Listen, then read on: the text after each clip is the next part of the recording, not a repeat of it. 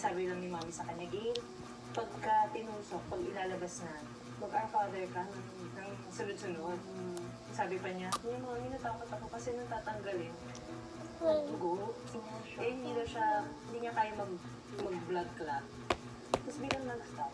Oh, wow, miracle. Miracle. Tapos meron pa siyang dapat na tests after and operations after. Wala na. Tapos sabi lang ng doktor, thank you yung angels. Kasi wala explanation. Biglang gumaling. Bigla na lang nawala. Tapos ngayon, he's with us. Under maintenance siya ng mga gamot. Pero happy siya. Happy, healthy, strong. So, yun. Sobrang ano talaga. Alam namin na nandyan siya. Grabe yung presence ni Lord sa amin. Kaya, Also because of your brother. yes. Yun nga, gusto ko lang talaga na maging normal yung buhay niya. Ang hirap din kasi hanggang ngayon hindi siya nakasalita. So, paano ang communication? Kapag kinakausap ko siya, tumatawag naman, nagsasmile. Mama. Masakit. Hindi niya masabi. Oo, pero minsan hindi niya masabi. Would you say na naging motivation mo rin siya Sobra. to pursue your career? Like to be successful in this field? Alam nila yun na damay sila sa success ko. Hindi pwedeng ako lang. Ang pinakalulo ko nga ngayon is every Sunday gusto ko lumalabas ko ng family. Kahit walang okasyon or maliit lang yung okasyon, gagawa mo pa ng setup. Yung ganun. Sobrang ano ko sa family ko. Kasi sobrang blessed ko sa department.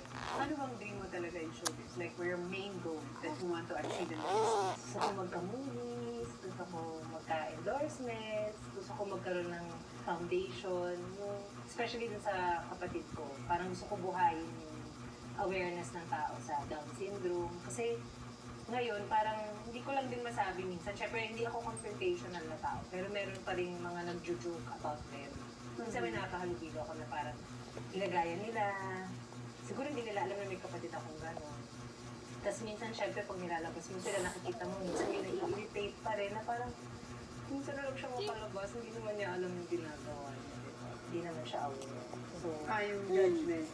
Para magkaroon ng awareness yung tao so when they see one, they'll be more compassionate. yes. Tapos, di ba, parang your career was slow but steady, you're getting good roles, you're getting the good breaks, but it became controversial when you got into a public relationship, di ba, noong 2019 or 2018 with Derek.